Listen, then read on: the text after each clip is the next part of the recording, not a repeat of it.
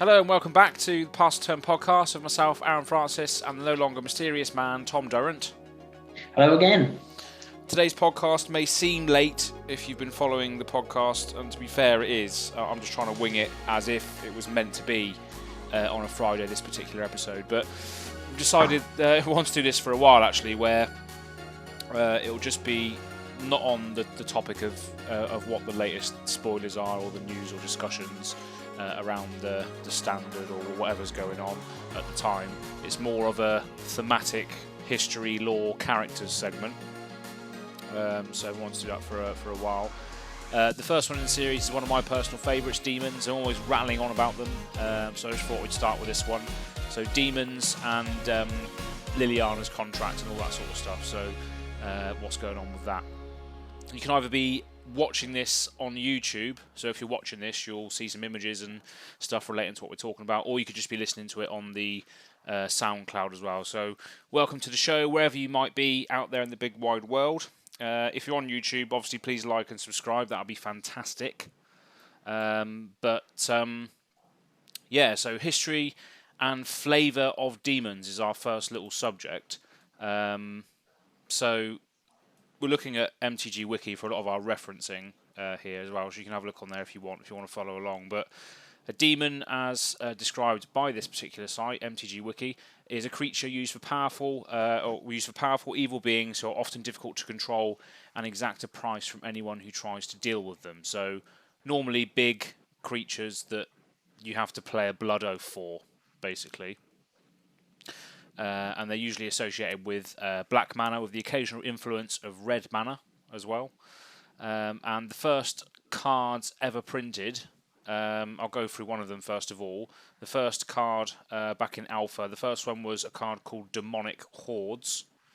So this was a creature demon. It cost 3 generic, and then black for a 5/5 demon, so 6 mana.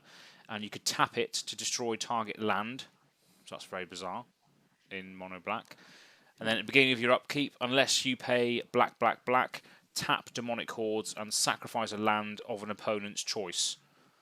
So a very, very strange demon to start off the podcast with. But it's personifying that at the beginning of your upkeep you have to do this, or something bad happens to you, which is what we like, isn't it?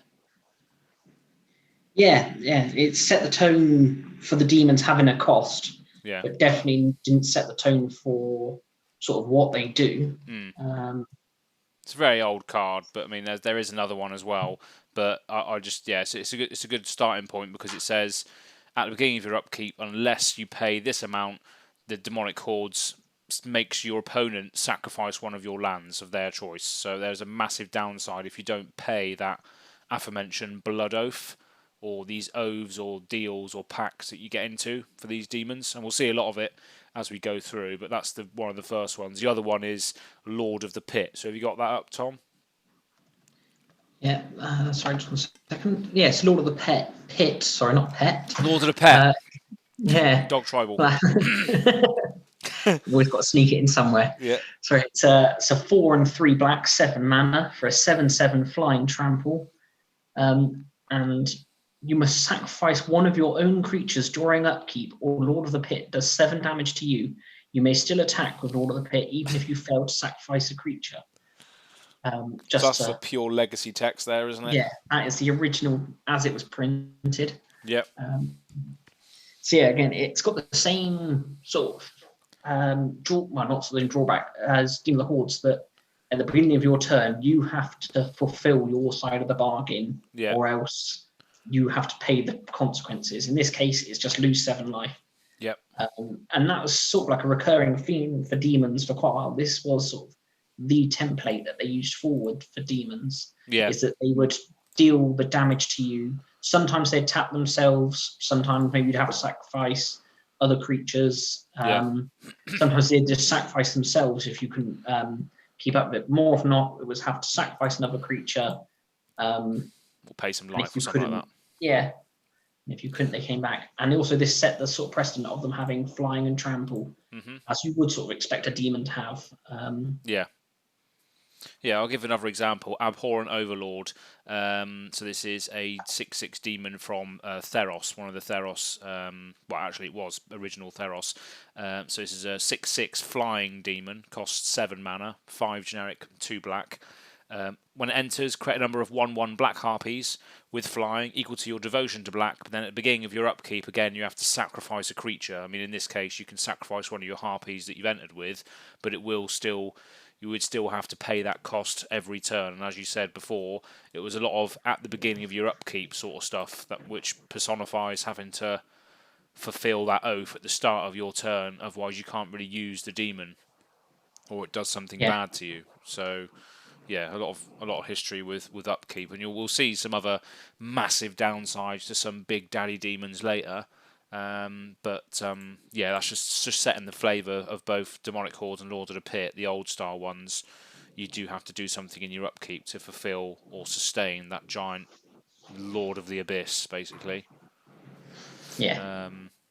Interesting bit of trivia as well.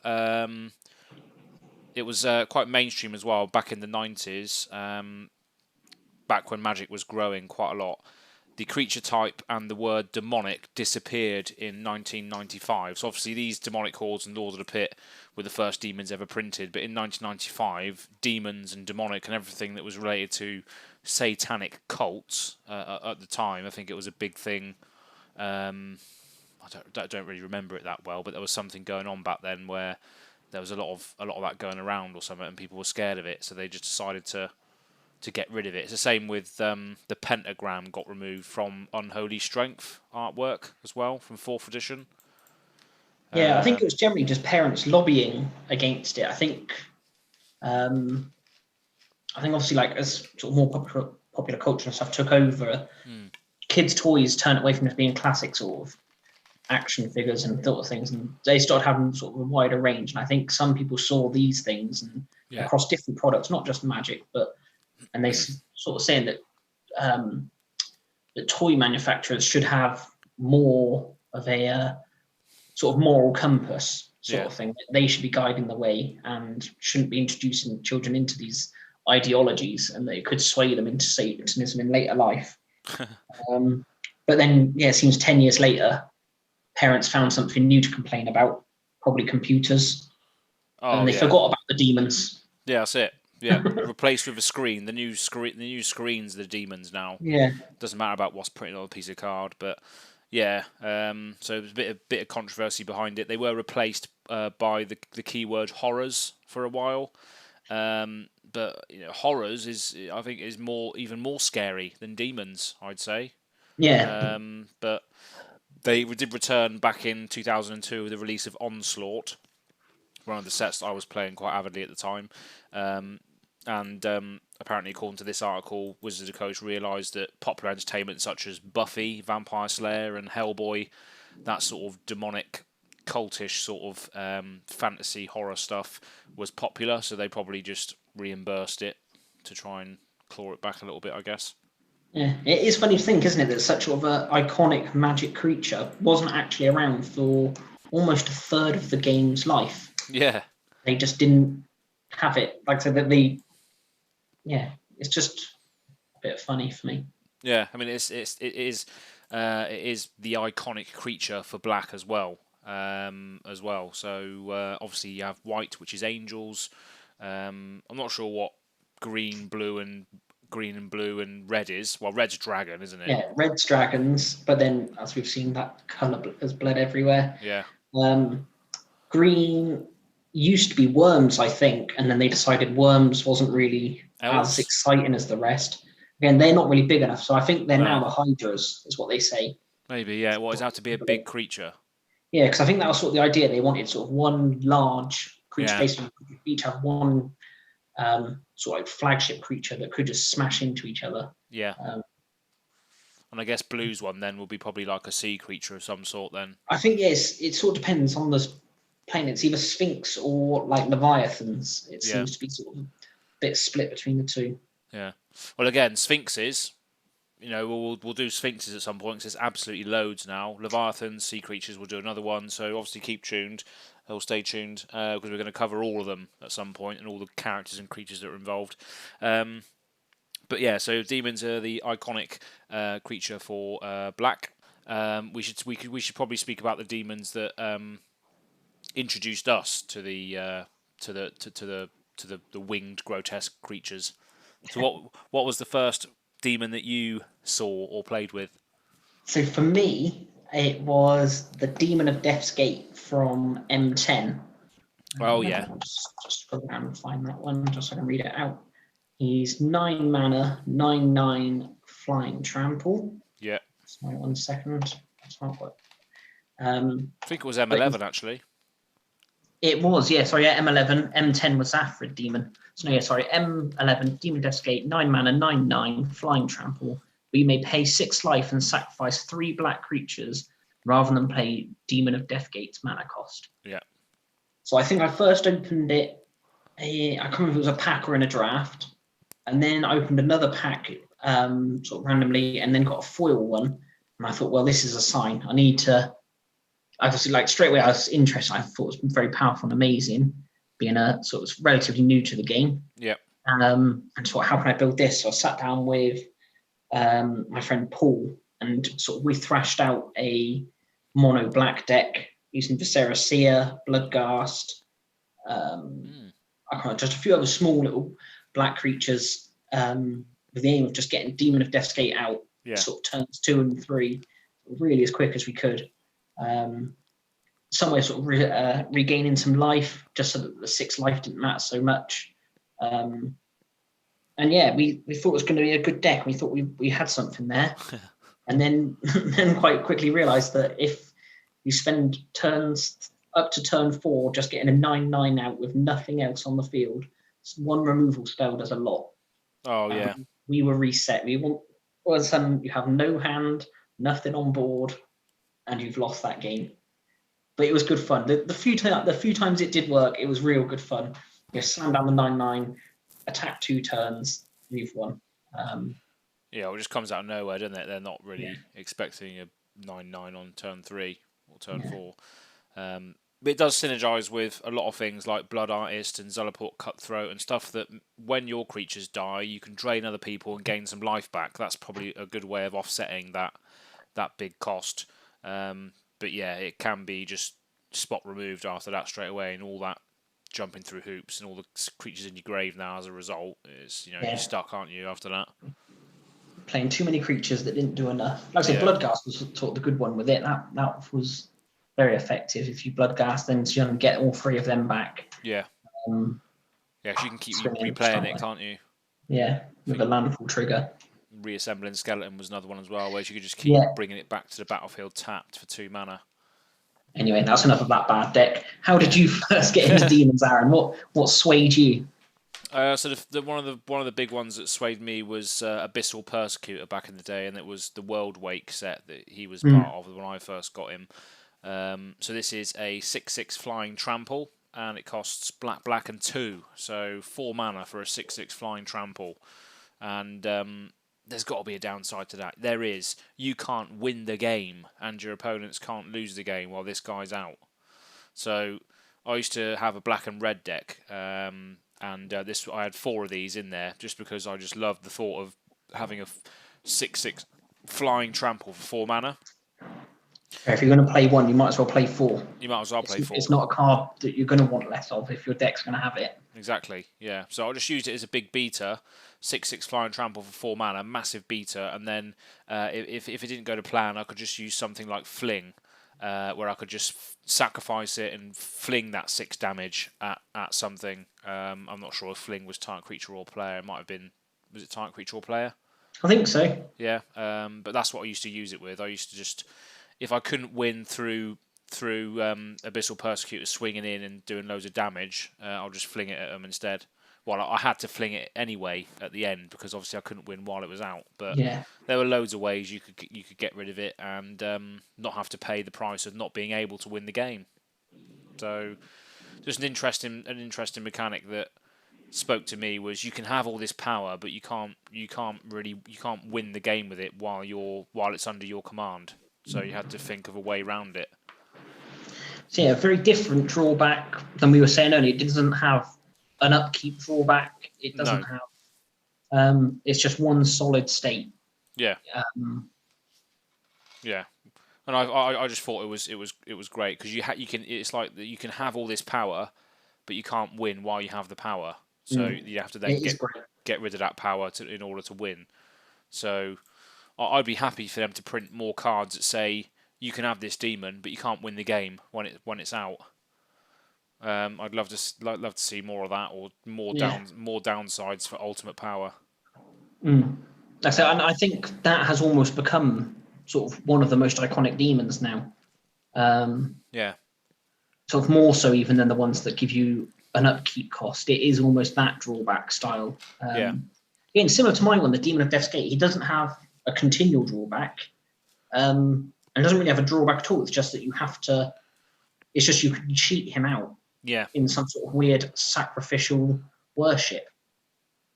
Obviously, submitting your life and your creatures to him. Yeah. They'll come to your aid. Yeah, exactly. That's what I love about the whole flavour of it. So, long may it continue. There hasn't been many drawbacks from the demons that have been released recently. They've been more sort of just big creatures that do awesome things. So hopefully that makes a return. But the current state of the game, I'm not sure if they're even worth printing with the current state of the game. That's the thing. I must say, like just sort of on a real quick note on there, sort of the two last printed demons. There is Gormand from the M21 set, and that does have a drawback. When he has an additional cost to cast the spell, you have to sacrifice a creature. Yeah. So that's the thing. But he makes everyone else sacrifice a creature as well when he enters. And then Gyruda is the demon crack from Ikoria, and again that's got no drawback at all. Well, I guess apart from if you want it as your companion, but they weren't all demons, the companions. Yeah. Yeah, there's just not enough drawback on them. I mean, sacrificing a creature as it comes in, Gormand, and then the companion. You probably won't even use the companion, really, would you? Probably not. The people did in standard. There was a deck around it, but yeah, again, it definitely doesn't feel demony. No. But yeah, we'll see what happens, going forward. But it's just a shame that a lot of that flavour's been lost in opposed to just printing a big creature now. Yeah. But yeah, interesting entry points there. Got World Wake and M11 as to when we first encountered these big gargoyle-like things. Yeah. I just noticed they were released one after each other. World Wake, then the M's core set. So yeah, very similar time. Oh, was it? So a good time for demons. Yeah. Yeah, maybe we start. I started playing again. I had like a hiatus for like 8 years, but then I started playing again when this guy came out. World Wake was this. Well, M11 was the core set. Then you said, was it? Yeah. Oh yeah, it must have been then. Yeah, good time then for demons. But yeah, it's not a good time for demons now because all the big ones are dead. They're all dead now. Why are they dead? Why are they dead? So it all started out when the mending happened and Teferi closed all the time rifts with everyone. Yeah. All the planeswalkers lost an immense amount of power. They stopped being the godlike figures they once were, and now just powerful wizards, basically. And with that, Liliana, and a lot of them almost didn't age. And as soon as that happened, they started aging. Liliana was one of these ones, and she started aging. And she basically got told age and thought, this is terrible. I don't want to die. She'd obviously been around death, being a necromancer her whole life, and wanted to prolong her life. So she then sort of met with Bolas, and she said, you've managed to retain all your power. And he said, I'm actually only a tiny bit as powerful as I used to be, but we can both be more powerful. He said, I've got a good one for you. He said, why don't you go and sign these 4 contracts of demons, and they'll give you unlimited power, unlimited life, and it'll all be good for you. Great idea. Obviously didn't mention any sort of potential drawbacks, anything that he might be gaining out of this, but it was all just very positive. So he set the deal up with 4 demons. There was Kothfed, Griselbrand, Razaketh, and Belzenrock. I will read out their cards as we go through them in a minute. Yeah, I mean, we'll read out the Liliana contract card then first. So there is an actual card. Yeah, I've got it here.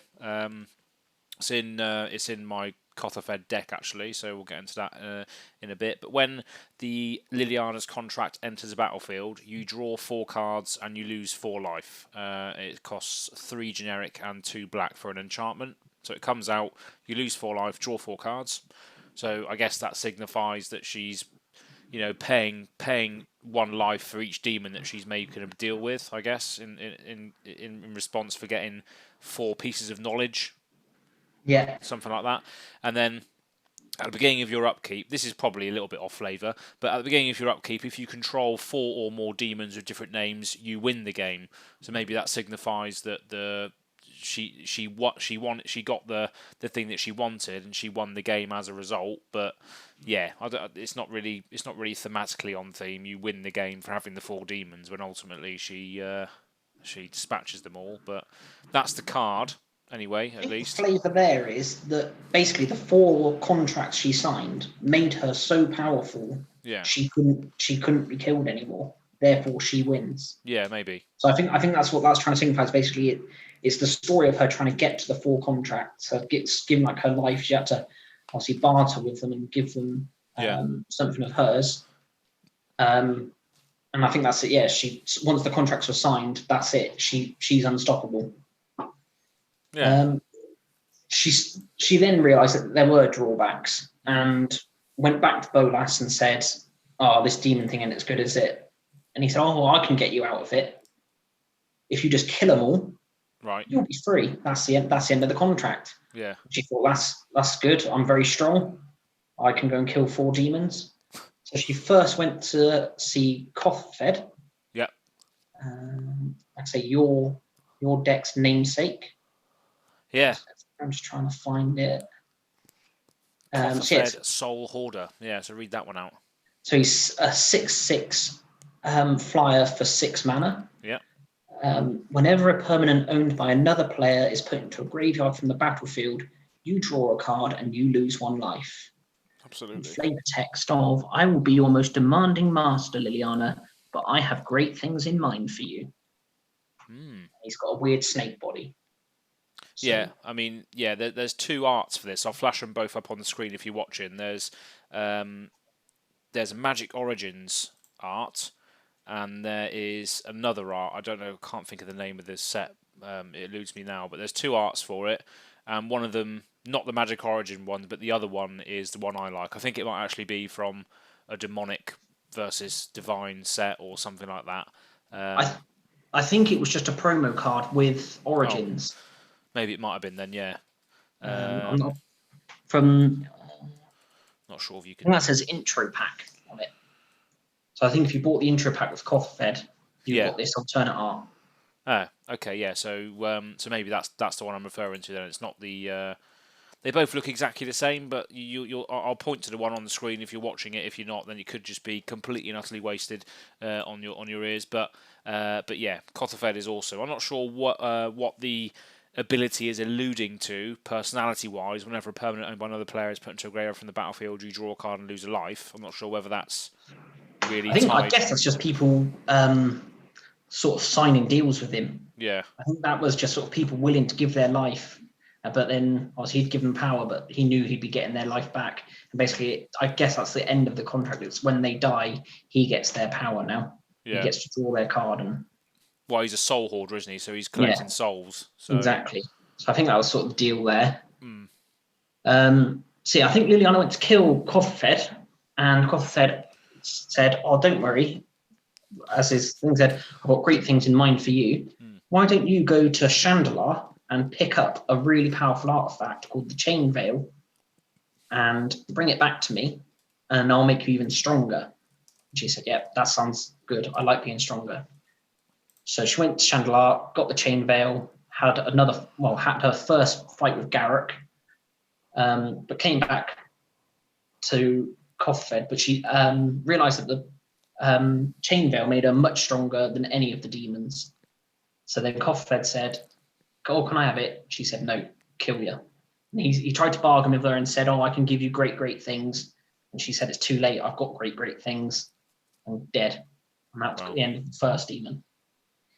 So Kothafed just died to Chain Veil. We'll read out the Chain Veil quickly. This is a Yes, I forgot that was a card as well. I think a couple of people get cursed by this, don't they? Wasn't Garrett cursed as well at some point by it? Sort of through Liliana. Liliana cursed him with the power of it. Okay. Yeah, so it's an object of immense power. It's a 4-drop legendary artifact from M15, Mythic Rare. At the beginning of your end step, if you didn't activate a loyalty ability of a Planeswalker this turn, you lose 2 life. So if you don't use your Planeswalker abilities, you get drained by it. But then you can pay 4 and tap it. For each Planeswalker you control, you may activate one of its loyalty abilities once this turn, as though none of its loyalty abilities have been activated this turn. So you get a free activation of any of those loyalty abilities, which is pretty ridiculous.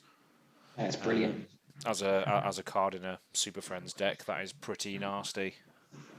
Yeah, and I believe the price went bananas when War of the Spark got announced. When they said they were going to be printing 30 Planeswalkers in a set, I think everyone straight away said this could be over the top. It is a good, powerful card. No, it's very good. Yeah, so it fits into the story of how powerful it is. Just a quick one as well with regards to Kothafed is actually depicted on Demonic Tutor. So do you reckon that Demonic Tutor card of Kothafed whispering in Liliana's ear is him saying go and get the Chain Veil, or is it him trying to bargain for his life? Do you reckon? I reckon it's going to get the Chain Veil. Yeah. I don't think he had. I think he was in much worse shape when he was trying to beg for his life. And I think Liliana said, "Well, you're pathetic. Like, why do I need you?" Yeah, I guess that would be a very, very different picture, wouldn't it? Yeah. Yeah. But yeah, so yeah, what happened after that? After she'd killed Kothafed, she went to try and find the next demon on her list, and that was Griselbrand. I'll read him out a second. We know about him in Commander. Yeah, he is the big daddy. So 8 mana, 4 and 4 black for a 7/7 flying lifelink. Pay 7 life, draw 7 cards. Cool. Yeah, and this, apart from Abyssal Persecutor, this is the demon that everyone knows about. Again, well, I guess the drawback is pay 7 life, but it's just 7 life for 7 cards. There's no just inherent downside to this. No. It's all upside. Well, yes, even if he was a 7/7 flying, pay 7 life, draw 7 cards, it would probably still be banned in Commander because it's just so good. The lifelink is just ridiculous. Yeah, the lifelink gives you inevitability longer. Yeah, it's just like you can just do it as soon as you come down, pay 7 life. Like that wasn't good enough. Pay 7 life. You can afford to do it twice. Oh, and they're saying Commander more. It is just bananas. Yeah. But Griselbrand was on Innistrad, wasn't he? Yeah, so he's on Innistrad, and Innistrad is a plane of obviously ghouls, monsters, fiends, demons, and he was the ruler of the demons. He was like the king demon at the time. So just shows he was the powerful one. He is the best demon there ever is, sort of thing. Yeah. But Liliana got there, and he was nowhere to be found. So she did some tracking down, found the Church of Avacyn. They said Avacyn's missing as well. And turned out both of them had been locked in the Hell Vault together, which is the slice of the Silver Moon made by Sorin Markov. So then I think for some reason Liliana couldn't open it directly. So she sort of tricked Thalia into opening it to save Avacyn. But obviously, you had releasing Avacyn, released everything else that was trapped, including Griselbrand. But Liliana then took her opportunity to take Griselbrand down quickly. She got lucky almost that he was in that cage.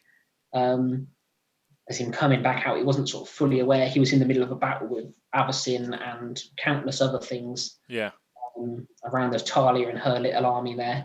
And Liliana just quickly used a Chain Veil again to take down Griselbrand before he could sort of reach full power again. I think if he got to full power, maybe that could in the end, maybe he could have stopped her. But I say sort of jumped in, and that was 2 down. Well, yeah, I mean, if he was at full power, it could have been a different story. But obviously, it's just the nature of the surprise attack, I guess, and just he's probably confused as to why he was suddenly let out and there was angels and demons flying around. He's like, what's going on? And then suddenly Chainveil Liliana's coming at him with a vengeance. Yeah, last he knew, they were best friends. Last he knew, he'd given her everything she wanted. Exactly. And it was all good. To suddenly see her coming at him supercharged, I don't think he was ready. No, definitely not. But yeah, one of my favourite cards is that card. It's just a shame he can't be used in my favourite format, but I do have a copy nonetheless, just as a collector's thing. But yeah, he's still allowed to be used in standard and, well, not standard, modern. He still can be tricked out with stuff like Through the Breach and Goryo's Vengeance, where you can play creatures from your hand into play. They gain haste. You can attack and then pay 7 life, draw 7 cards, and just go through your deck. It is a valid thing. But yeah, in Commander, it's just having the access to that is just ridiculous, really. So yeah, Griselbrand died, unfortunately. What happened then? So then she took a bit of a break. She realised, I don't know if she realised she got a bit lucky there or she just sort of forgot about the demons for a bit. But eventually tried to team up with the Gatewatch to take down Bolas. Obviously, she knew them well from her past and their previous runnings. And but I think she also realised that she needed more help to take down the rest of the last 2 demons. And it just so happened that Bolas's home plane of Amonkhet, well, what we thought was his home plane of Amonkhet, and his grand plan also just happened to be where one of Liliana's demons were. So I think she knew all this and sort of used her bargain together, said, I can get you into Amonkhet, I can help you sort that out if you help me kill the demon that's there. Yeah.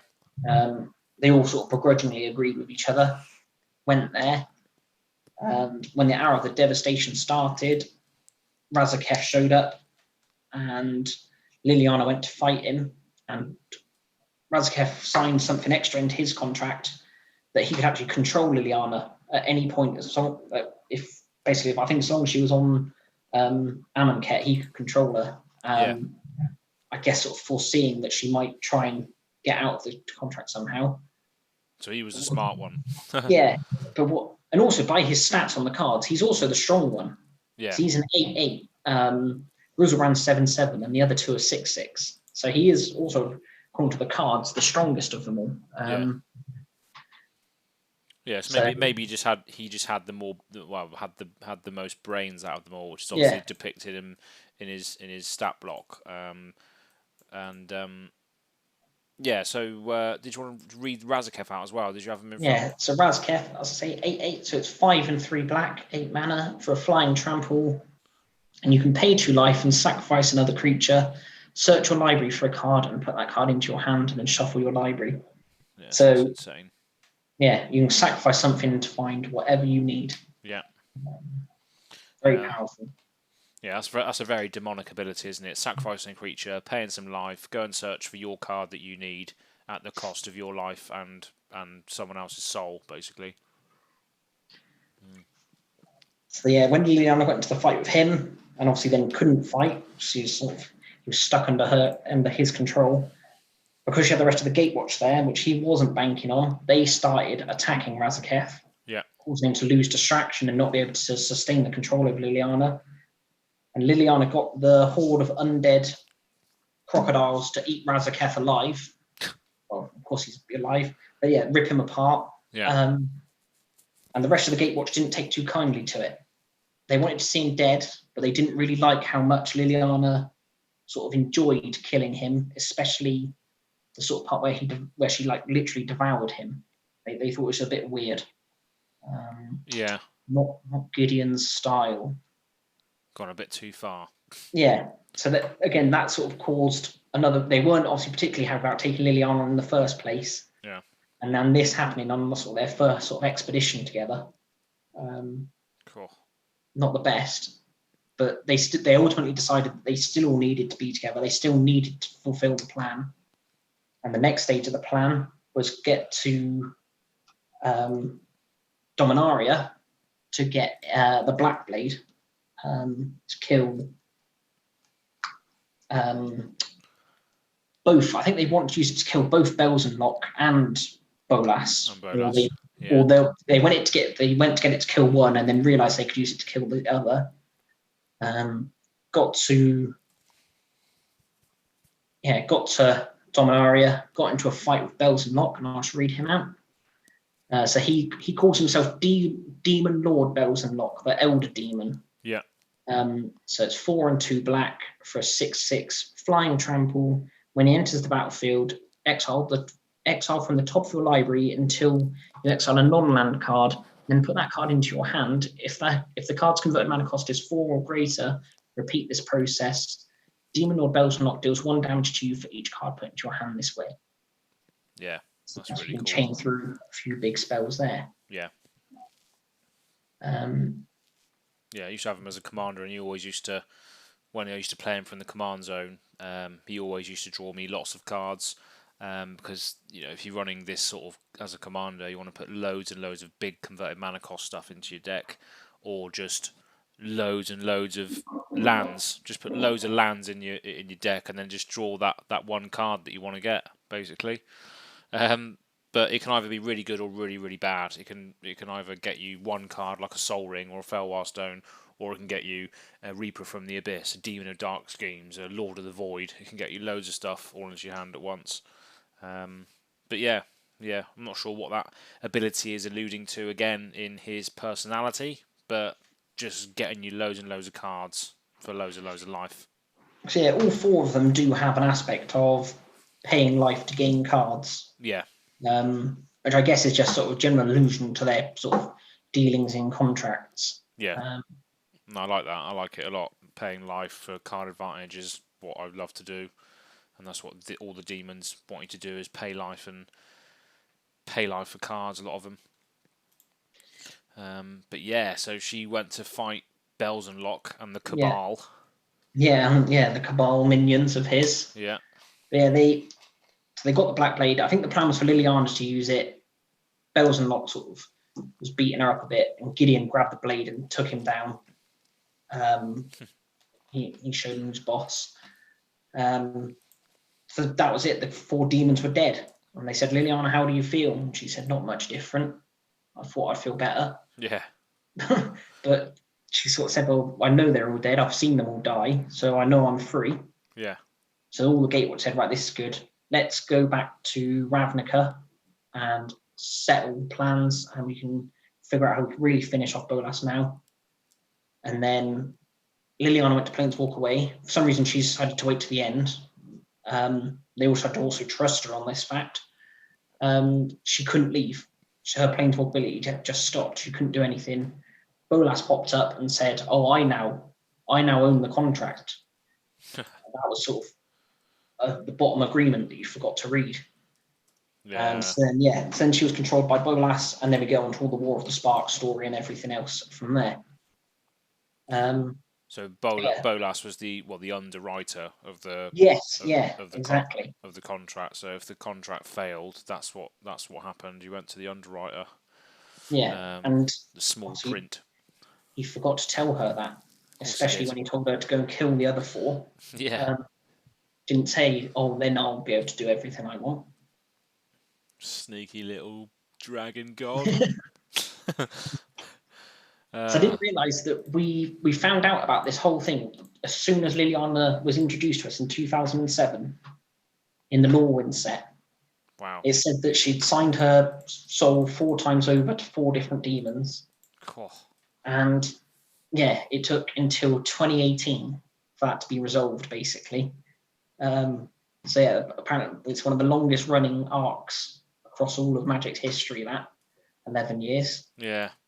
But it took 5 years for her to get her first demon, then 3 years, then 2 years, then 1 year. So she very quickly sort of summed it up at the end. Sort of, once she got on track, she did finish it all off. Yeah. That's I mean, it's good and bad. I mean, it's scary for me because it's like all the big demons are now dead? Were they trying to wrap up the story because they know that demons just aren't going to be prevalent anymore, or could it be that they're now all dead, so it could give way to new ones? That's my thought. I don't know what's good, if it's good or not. Yeah, I think it's giving way to new ones personally. Yeah. Because in particular, there's a card from Shadows over Innistrad called Westvale Abbey. So that's a land, you can tap it for colorless mana, pay 5 and tap it to pay 1 life and create 1/1 white and black creature, human cleric creature token onto the battlefield. Mm-hmm. Or you can pay 5 and sacrifice 5 creatures and transform Westvale Abbey, and it becomes a 9/7 demon called Ormondal, Profane Prince. Yeah. Flying, lifelink, indestructible, and haste. And yeah, his flavor text is: with Griselbrand gone, the Skursdorg eagerly awaited another demon to claim their devotion. Ormondal did not make them wait long. So I think those 4 demons gone, the planes they resided in, all it did was leave a vacant space for the new king of demons to rise. We know there's plenty of demons on Amonkhet. We don't know much about where Cofferfed's from. No, he's one of the ones we don't really know the origin of. Yeah. So there are some obviously unknown ones. Vilis, Broker of Blood, again another massive demon. I might as well read his card out now. He's another one with unknown origin, but it's extremely powerful. So hopefully we get more of these. Vilis, Broker of Blood, 5 generic mana, black for a legendary creature demon, 8/8 flying. Pay a swamp, pay 2 life, target creature gets -1/-1 till end of turn, so you get a little bit of removal on there if needed, if you sink the life into it. But the main static ability is whenever you lose life, draw that many cards. So again, that pay 2 life, target creature gets -1/-1 is just a conduit for drawing as many cards as you want, as long as you've got the black mana to pay for it. So just an insane draw engine on that card there. Very powerful. Yeah, really good. So hopefully, with all the big demons dead, as you said, there might be room for more now. There was obviously Ixalan. That was a plane which alluded to some sort of demonic, shadowy forces. But what was it that was there on Ixalan? Yeah, there's a bat god of darkness, sort of to rival the sun god of the sort of the dinosaurs worshipped. There was the vampires worshipped the bat god of darkness. Is that depicted on any cards at all? I think there's I think a demonic tutor from Ultimate Masters or something, one of the Masters sets. Demonic tutor, Ultimate Masters. Oh yeah. Yeah, so that is. I don't think it is the Bat God, but it is a demon of the Bat God, sort of thing, like one of his demons. Yeah. There's a bit of flavor text as well, isn't there? It says, "Beware the generosity of demons," and that's on the demonic tutor, and it's a pirate on a boat with this weird demon that we've never seen before behind him. That's one you're referring to, isn't it? Yeah, and they've got sort of weird. Their wings aren't sort of complete. They're sort of weird, furry, bat-like faces. Like strands long, of wings. spindly, like sort of fingers. Yeah. As sort of second wings. Yeah, that's a very good point. Yeah, that demon there, we don't know what that is. You don't know what sort of demon that is, but it is trying to influence a pirate. So yeah, Ixalan, Bat God. There's also bats are linked to vampires and stuff, aren't they? Sorin actually made a deal, or had a dealing with a demon called Shillengar, which is mentioned in Sorin's backstory. So Shillengar was like alluding to be the creator of all vampires and stuff, and he learned the secrets of sangromancy and blood rituals and blood magic through this demon Shilgengar. So maybe he might appear at some point. If we don't know where Sorin is at the moment. He was last seen fighting Nahiri, wasn't he? Water Spark? Yeah, I think so. Yeah, I think toward the Spark, he turned up, fought Nahiri, and they both left again. Yeah. I don't think one of them particularly won. No. But, yeah, I would like to see us return to Ixalan and see more of this demon. Yeah. We didn't see any demon cards at all there, but we know that they're there. So yeah, so it's just again another point of, will there be more demons popping up from places we haven't seen them before now that the big ones are dead, sort of thing. So maybe there is like a hierarchy. The demons don't rise until they know they can really rule. Because I don't think demons really fight each other, do they? They just like pop up when they know they can rule over someone. They're not really there for conflict of other demons, I don't think. It doesn't seem so. No, they don't. Not that we've sort of seen in Magic. They don't seem to be at war with each other. They sort of know to keep themselves to themselves. Yeah, just rule over lesser beings. That's it. Yeah, ruling over lesser beings. They're not really fighting amongst themselves. They're just governing other lesser beings that want power from them, basically. So yeah, a lot's going on. Liliana's contract. All the demons are dead. Hopefully, we see some new ones. I'm sure we will. It's just that we haven't seen many yet, or to the same sort of power level as we have seen. But hopefully, we'll go into other notable characters and other legendary creatures and stuff. But one of them is hopefully, we saw a lot of him on the plane that is to come in Zendikar, and that was Ob Nixilis. So Ob Nixilis was he was a human first, wasn't he? He was just a normal person before, and then he turned into a demon, didn't he? Ob Nixilis. Yeah. So again, I think that was through the chain veil. I think he had it before Liliana, Liliana seems to be aware. Obviously, understands that if she keeps using it, it has an impact, and she sort of loses control. Yeah. And I think Ob Nixilis just didn't care. I think he was so happy to have that power, and it just demonified him. Because his original card was him in human form, Ob Nixilis of the Black Oath. So this card is a Planeswalker, so it costs 3 generic and 2 black for a Planeswalker Nixilis, 3 loyalty when it comes in. He can be your commander as well. So his +2 is each opponent loses 1 life. You gain life equal to the life lost this way. So that's a nice little drain effect. -2 is put a 5/5 black demon onto the battlefield with flying. You lose 2 life. Then -8 is you get an emblem with pay 1 black and 1 other, sacrifice creature.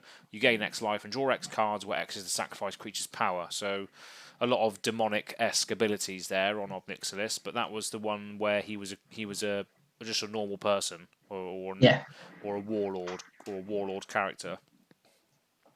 But then he turned into a demon after making a pact with demons, and then they killed his entire plane that he was from. Basically, he used like demonic power to overcome his adversaries, but as a result of that, the demons toyed with him and just killed all of his people anyway. I think Ob Nixilis didn't really care about that either. No. I think to be honest, he then saw that as sort of the way to carry on. He saw the total world destruction is what he wanted to do. He didn't really care about anything. Yeah, I mean, he got stuck on Zendikar. Yeah, so it says his spark ignited when he walked away, from the dead plane after they killed everybody, and then he eventually acquired the chain veil, but then was cursed as a demon. He went to the plane of Zendikar, hoping to use its rich mana to purge the curse and restore his original form, but lost his access to his spark as a result of something. What was it? Something happened. I think Nahiri jammed a Hedron stone into his head. Oh right. One of the floating rocks on Zendikar that are a prison to the Eldrazi. I think she knew that they were prison magic. And I think it might have been here, it might have been Nissa, could have been anyone else, to be honest. And someone just jabbed it in his head, and it basically imprisoned his spark. I don't think I'd want a genocidal maniac trapped in my plane, though. I think I'd rather kick him off. Yeah. Let him be someone else's problem. Yeah, definitely. And that's why I'm not in the Gatewatch. No. What colour would you be, though? I reckon I'd be green-black. Yeah. Not super Golgari. Yeah. Playing with my little rot mushrooms. Absolutely. Yeah. Absolute sapling tokens and stuff. Yeah. Golgari germination. So yeah, Obnixilis was bound to Zendikar, and that was represented in Obnixilis the Fallen. So this was a legendary creature, demon. This cost 2 black and 3 others for a 3/3, but it had landfall, which was obviously a massive keyword of Zendikar. Lands coming into play. Whenever a land enters a battlefield under your control, you may have target player lose 3 life, and if you do, put 3 +1/+1 counters on Obnixilis the Fallen. So this was just him ramping up his power level, I guess, as he explored the lands of Zendikar, trying to reignite his spark. So yeah, ever growing was Obnixilis. I'm not sure how he got his spark back, because then he turned up in War of the Spark, didn't he? Yeah, he got his spark back a bit before, like when the Gatewatch were trying to save Zendikar and trap the Eldrazi. I think he tricked Nissa into a fight and ended up getting his spark back in that. Right. Somehow managed to dislodge the Hedron in his head. And apparently fled, but he didn't really leave because he came back to let Kozilek out. Just when the Gatewatch thought they were winning against Udamog, he said, "Rise!" And then up came Kozilek, and they thought, well, now we've got a problem. Oh, And then he did leave. He was like, "Yep, I've done my work, and I'm off." what a funny demon. And then just got summoned, saw Bolas destroying everything, and thought, yeah, this is my sort of game. I'll join in. Yeah. So, he's a funny guy, Obnixilis. He does seem truly evil. Yeah. Like I know a lot of the other black characters, they try to give them the sort of dimension. Like Liliana has this healer past, and she's trying to do better. And obviously Sovereign has the balance thing. Like all his things are about sort of creating a perfect balance. Yeah. Like Thanos. But Obnixilis just seems to just be evil. He just, like I say, I think maybe it's the fact that he did become demonic. Maybe it did push him over the edge. Just ignited that pure hatred, dark side within him. Yeah, he seemed evil before that, so I don't know. Yeah. So he came back in War of the Spark, Obnixilis the Hate Twisted. When I saw the War of the Spark, stained glass windows, I saw Obnixilis one. I was like, oh, sick. Demon Planeswalkers coming back, and it was fairly underwhelming. So he was apparently legendary Planeswalker Nixilis, came in with 5 loyalty, cost 5 mana, black 3. Whenever an opponent draws a card, he deals 1 damage to that player. So that can be quite good, hating on card draw decks. And then he had a -2. He had no other plus abilities. Destroy target creature, its controller draws 2 cards. So you could also destroy your own creatures and draw cards from that, like a little mini skull clamp effect. But you could also do it to destroy someone else's creature and make them lose 2 life because of the static ability. So a little bit underwhelming, but he's there at least in uncommon slot. Yeah, I think he still saw some playing standards. He had his role. But yeah, I think mainly, obviously, they just wanted to get all the Planeswalkers back. They knew the ones that were going to be the flagship names of the set, and the rest were there just to sort of fill gaps and make things work. But yeah, going back to this particular demon's, this obviously he's a major demon. He's got has had a lot of story behind him, which is why we've gone into quite a lot of detail. But and after the War of the Spark ended, Khan, the Golem Planeswalker, suggested that the Immortal Sun might be useful in the threat against Obnixilis. So major characters like Khan, like the Gatewatch, still perceive him to be a massive threat. So he might even come back as a villain, hopefully. I'd agree. He definitely seems to be the biggest known threat of the multiverse now. Yeah. And his story is very, very much still there. He's just planeswalked away to safety. That can easily be reignited as a story. Yeah. We don't know a huge amount about him. I wouldn't be surprised if in the next year or two, I don't know what they have got planned. Yeah. I wouldn't be surprised if he does become a major storyline point for. I say maybe him and Khan have it out somewhere. Well, to be honest, we also think Khan's going after Phyrexia. He took the Silex bomb from Dominaria, and I don't think he used it in War of the Spark. Because I think he wants to use it to destroy the plane of Phyrexia, obviously, which was Mirrodin. And I wouldn't be surprised if that's where he ends up finding Ob Nixilis. If he finds out that there's these Phyrexians and he can, I don't know, get this even more powerful. I don't know how they'd sort of string it all together, but that'd be awesome. Yeah. Yeah, exactly. So that might link Khan's. Sort of, they're his two big enemies now. They're the two things he's got his eye on. Yeah. No, exactly. It's just good that the thread is left open just in case, which is a little bit of hope for one of the most menacing demons and one of the most annoying, pure, chaotic, evil style. There's just no remorse there, is there? He's just all about himself, just pure chaotic evil, which is great. So yeah, he was a massive demon. There's a couple of Grixis demons that are quite cool, and some of them are multiple colours. There's a few demons obviously associated with black mana most of the time, but there are certain ones, especially in this Grixis colour pie, which delve into both Rakdos, Grixis, and others.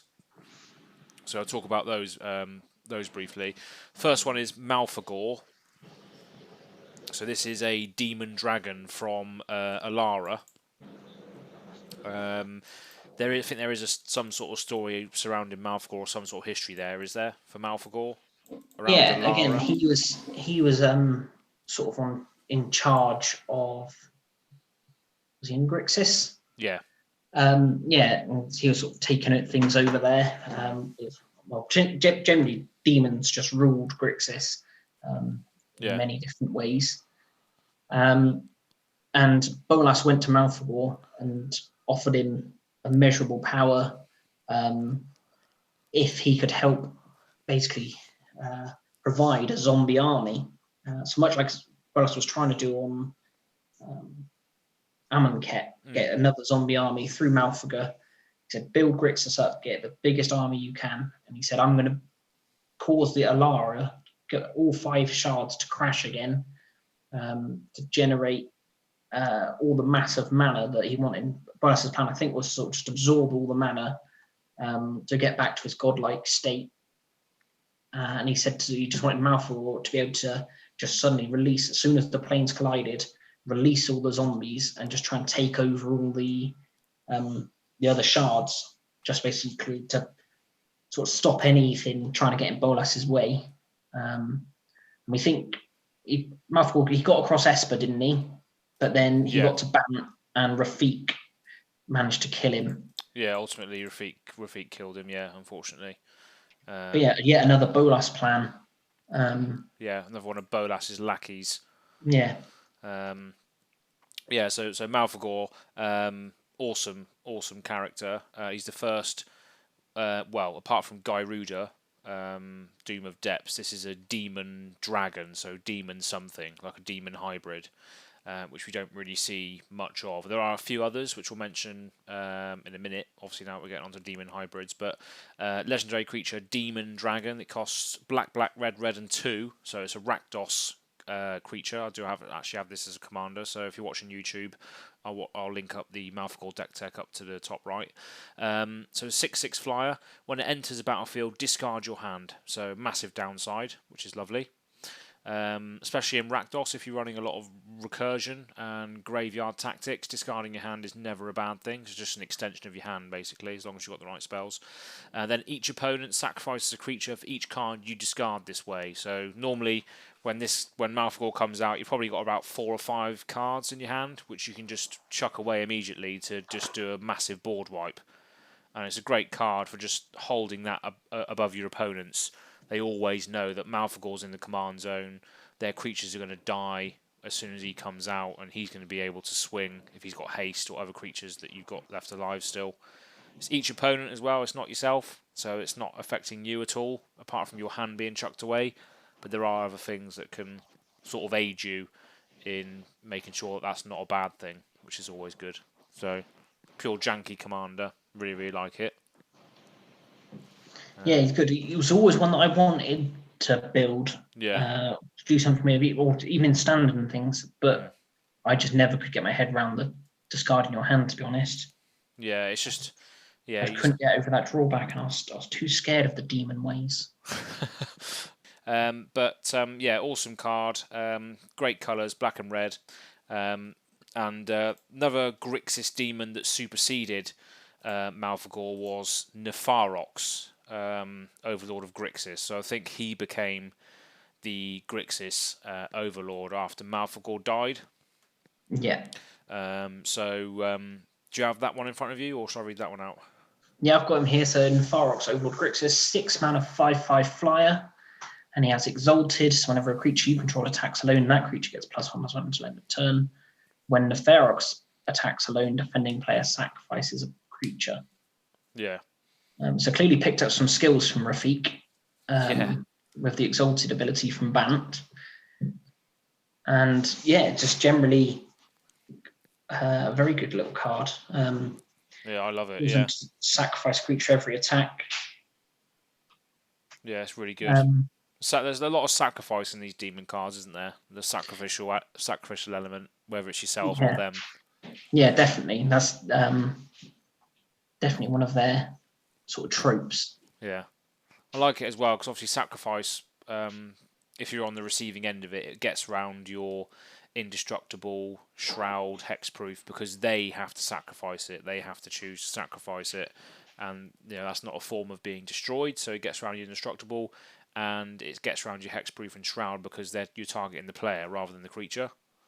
Yeah. So sacrificing stuff is always good to get around your Avacins and Blightsteel Colossus and all that sort of stuff because they're indestructible. Just another cool Grixis demon. And another one as well, which is actually in the Grixis colours. It's red, black and blue, but it's not a legendary creature, and that's Prince of Thralls. So I don't understand why this isn't a legendary creature. I think there is some sort of story behind it, or it's just a big demon in that sort of Grixis area. But the fact that it's not legendary implies there's more than one. You could run into many Prince of Thralls as you're loads of them wandering around the streets of Grixis. Exactly, yeah. That would be terrifying as well because this costs 8 mana as well. So loads of these guys, loads of these princes walking around in Grixis that cost 8 mana each. Absolutely outrageous. 7/7 demon, which costs 4 generic blue, black, black, red for 7/7 demon. With the static ability, whenever a permanent an opponent controls is put into a graveyard, put that card onto the battlefield under your control unless that opponent pays 3 life. That's just ridiculous. I don't understand why that's not a legendary creature. Because they didn't care about Commander back then. They didn't. Exactly. And it's even the flavor text on it says, "There are none alive that I cannot crush. There are none dead that I do not command." That's him speaking those words. There must be more to him. But, yeah, unfortunately there's not. But, yeah, as you say, back in those days, the Alara days, they didn't really care about tacking on a legendary creature or trying to tack on a story to just meaningless creatures like they have done in Ikoria. Which one of our first podcasts was speaking about how creatures were just given a legendary creature because they did something big. They created storms out of their arse and suddenly they've got legendary creature status. But yeah, it's a shame really. But it's just a cool card though, I think. Cool card. Some play groups will be like, yeah, just run it as your commander, sod it. There's loads of discussions. It's just all down to your play group. You can just be like, yeah, just run it as your commander if you want. Big legendary demon, costs 8 mana. Why not? I'll say, yeah, most people wouldn't really want to run a demon. 8 mana as their commander. Exactly. The way commander is going. Yeah. Yeah, well, yeah, again, he's one that I really want, especially when he was in standard. I kept thinking, I really want to get some. I want to build it. Yeah. I never ended up doing anything. Again, the mana cost, when I was trying to play it in standard, I was just thinking about how am I going to get him out, what am I going to do? I was trying to sort of build reanimator versions. Just didn't ever really find a deck that looked like it was going to perform. So that's what I mean. Will they print cards like this anymore? 8 mana 8 mana, 3 colour demon, which doesn't really do much in a standard environment. Will they print cards like that now? Probably not. Yeah, that's the thing. Yeah, I don't know. I guess you have to look back, like I said, at Ikoria. They're the Apex Legends to see sort of the closest we get to anything like this now. Yeah. Yeah, I don't think. I don't know. Just 8 mana. Well, things especially not at Mythic. If they printed that today, it's Mythic. That's 4 mana. They'd knock that 4 off the front and say, "Yep, that's a card." Yeah. Yeah, it's ridiculous. It would be as well. 4 mana, yeah. Well, it would be at least be 5 mana, 1 generic and Grixis. Yes, I'd say it wouldn't be much, would it? No, it wouldn't be much at all. So we're not game designers, Aaron. No, we're not. But yeah, while we're on the subject of multiple coloured demons, we'll have a look at some of them which are splicing into colours other than black. So I've got one here. First of all, this actually has white in it as well. It's the only demon which has white in its cost, and that's the one and only Butcher of the Horde. So this is 1 generic and Mardu, so red, white, and black for a flying demon, 5/4, and it has tacked on sacrifice another creature. Butcher of the Horde gains your choice of Vigilance, Lifelink, or Haste until end of turn. So it's nothing major. It's from the Dragons of Tarkir or Khans of Tarkir set. So yeah, 4 mana, 5/4 flying. Sacrifice a creature if you want to give it Vigilance, Lifelink, or Haste. So it's quite utilitarian card depending on what you want the Butcher of the Horde to do. But you have to sacrifice a creature to be able to do it. But yeah, it doesn't really stand out anymore. But that's just one of the only demons with white in its colour. Yeah, definitely. Have you got any other demons with weird colours and stuff? Well, yeah. Also on the Khans block, there was the Rakshas. Oh, I can't even say it. The cat demons. Yes, cat demons, and they had green in their mana costs. Yeah. They're from the Sultai tribe. So yeah, green and blue. The Death Callers, weren't they? The Death Callers or something.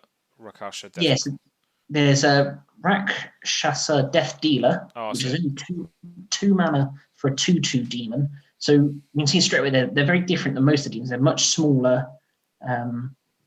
They're not. They don't sort of use their power. They're sort of more cunning, and they sort of whisper in the ears of people. They're almost like skulking in the shadows. Rather than the big beefy demons you see that just use their pure power to dominate over people. Yeah. So 2 mana 2/2, and he's got 2 abilities of paying green and black, and you can either get +2/+2 until end of turn or regenerate it. So you can get big, you can soak up a lot of mana and become huge. But so it's interesting. Yeah, so it's a cat demon, and obviously that I can't even pronounce it either. Death Dealer is the cheapest CMC demon ever. Yeah. That cat demon, black and green for a cat demon, is the lowest creature, the lowest costed demon ever, by the looks of it. We'll see if we ever get a 1 mana one. Yeah, we'll see. Baby demon. I generally like the Rakshas. Why do we bring this up? I don't know. Rakshasa demons. I generally like their sort of just the look, the cat demon look. Yeah. Just very wild, feral cat, sort of big cat faces. I do just like it. Very, just good art design there. Yeah, obviously they'll go in any sort of cat decks now as well. Perfect. Absolutely perfect.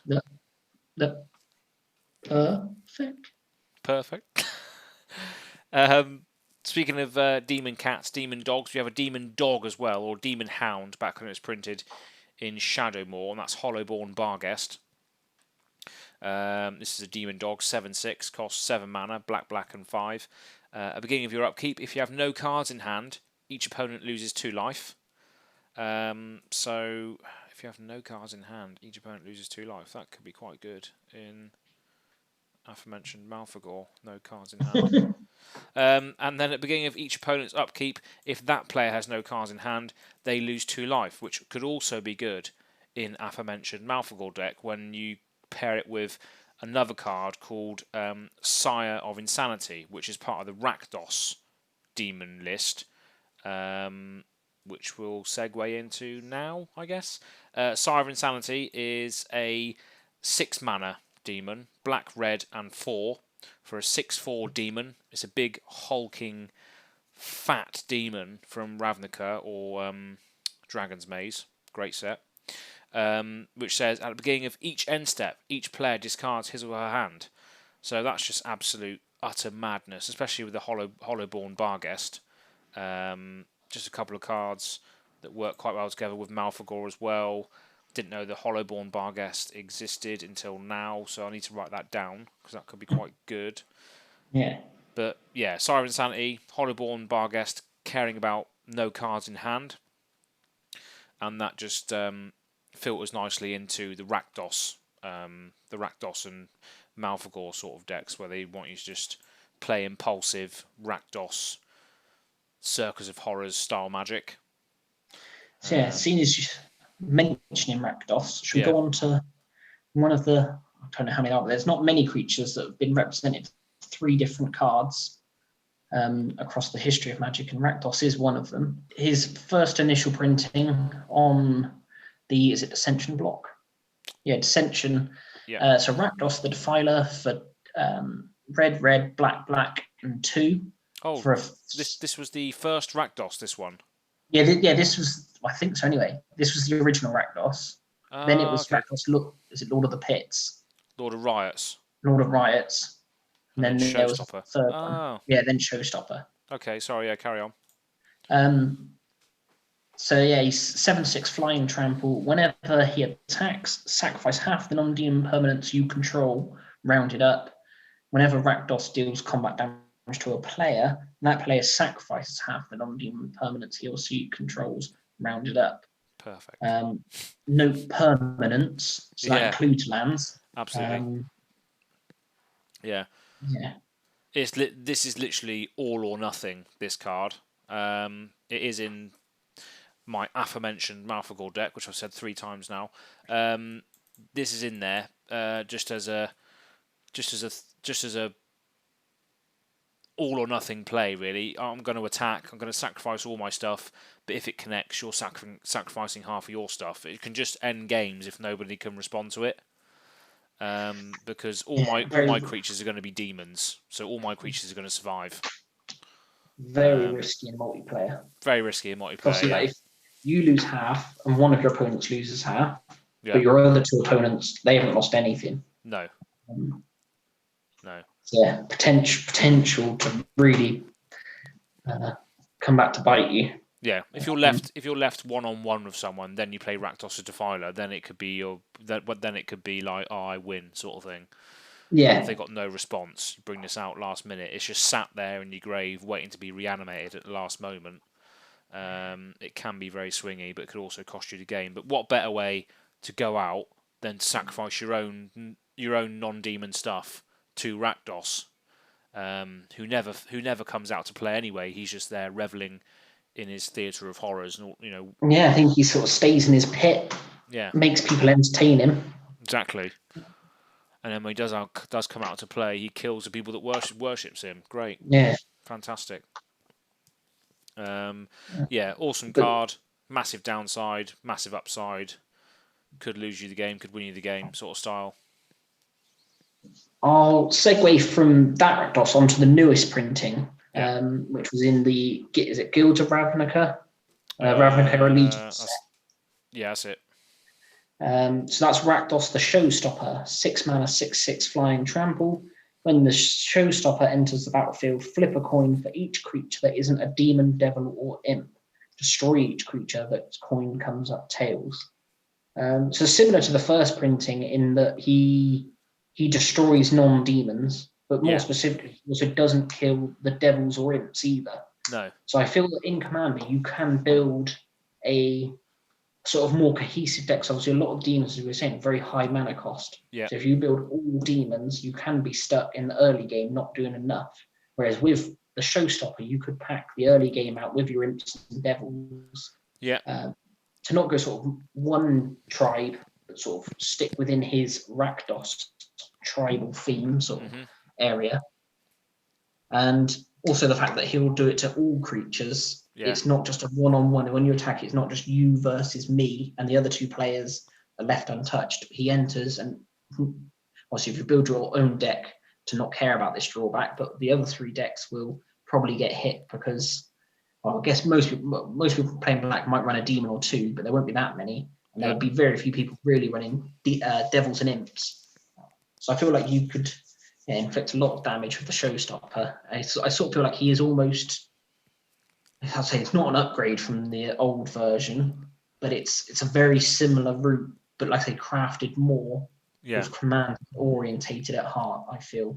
So, awesome. So Rakdos a Showstopper, more finely tuned version of Defiler, and it costs the same, so I'm not sure what I'm talking about there. But I did have a bad experience with Rakdos once, though. I played it when I shouldn't have played it. I had a Sheoldred, the Whispering one, out, which of course is not a demon, devil, or imp, and he killed Sheoldred for me, which destroyed my value engine, and I lost because of it. So that's not fair.